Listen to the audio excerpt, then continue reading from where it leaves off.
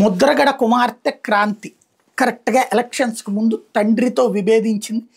తండ్రి పవన్ కళ్యాణ్‌ని తప్పుబట్టడం, పవన్ కళ్యాణ్‌ని విమర్శించడం ఇష్టం లేక పవన్ కళ్యాణ్‌కి అనుకూలంగా ముద్రగడను విమర్శిస్తూ, తండ్రి ఏమి కామెంట్ చేస్తే దానికి రివర్స్‌లో కామెంట్ చేస్తూ, ఆ తండ్రిని తప్పుబడుతూ, తండ్రిని దుర్భాషలాడుతూ సాగినటువంటి పయనం చూసాం. చివరికి తండ్రితో తెగతెంపులు చేసుకున్నటువంటి తండ్రి ఇక ఆమె వ్యవహార శైలితో విరక్తి చెంది తెగతెంపులు చేసుకున్నటువంటి పరిస్థితి చూసాం.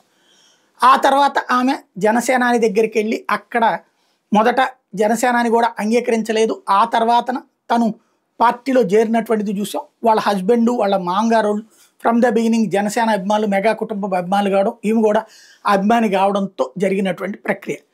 ఇప్పుడు ఆమె మరొకసారి ఒక సంచలనం చేసుకొచ్చింది. ఏంటయ్యా అంటే, ముద్రగడ పద్మనాభానికి క్యాన్సర్ ఉంది, ఆ క్యాన్సర్కి సంబంధించిన తగిన ట్రీట్మెంట్ చేయట్లేదు, మా సోదరుడు నన్ను రానియట్లేదు, ఆయనకి ఏదైనా జరిగితే బాధ్యత మా సోదరుడిదే అన్నటువంటిది. ఈమె కుటుంబానికి ఈవిడిది బాధ్యత, ఎందుకు అత్తారింట్లో ఉంది కాబట్టి.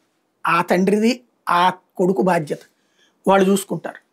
ఒకవేళ నీకు ఏదన్నా ఉంటే కుటుంబం వ్యక్తిగతంగా నువ్వు ఆయన్ని బాగా హ్యూమిలియేట్ చేస్తేవి, అవమానిస్తేవి, చివరికి ఆయన రెడ్డని పేరు మార్చుకోవడానికి కారణమైంది కూడా అమ్మాయి వ్యవహార శైలే.